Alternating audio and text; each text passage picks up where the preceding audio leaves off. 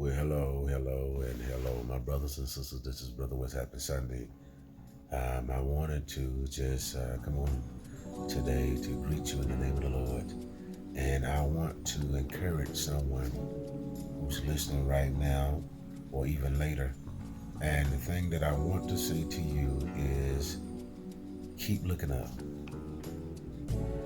Keep looking up. And the reason why I say keep looking up, because you've been looking down. You've been looking at your situation down. You've been looking down at your future. You've been looking down at your health. You've been looking down.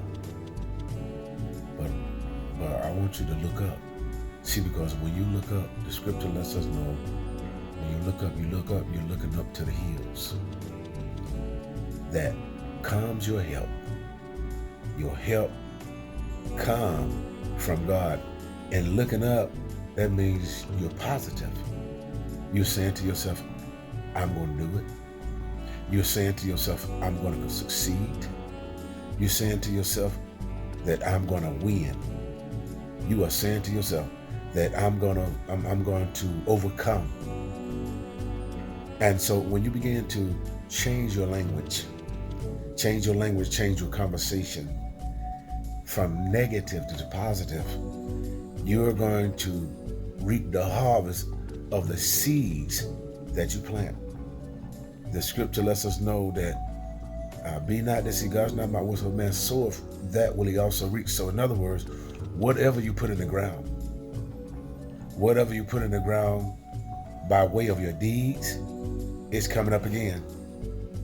Because those that sowed in tears, all of you have been sowing in tears, crying from rejection to hurts and to all kind of things and all that.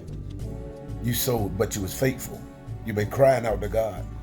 And because you cried out in tears, you're going to reap in joy. There's coming a reward. And see, because it comes from being patient. Because in being patient in due season, if you faint not at the promise, you're going to reap. It is reaping time. It is reaping time.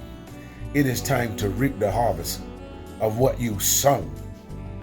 It is time. It's time. It's time. It's time to be blessed. It is time. Hear me. And so I just want to come and encourage you right briefly and right quickly to let you know to look up. Look to them hills.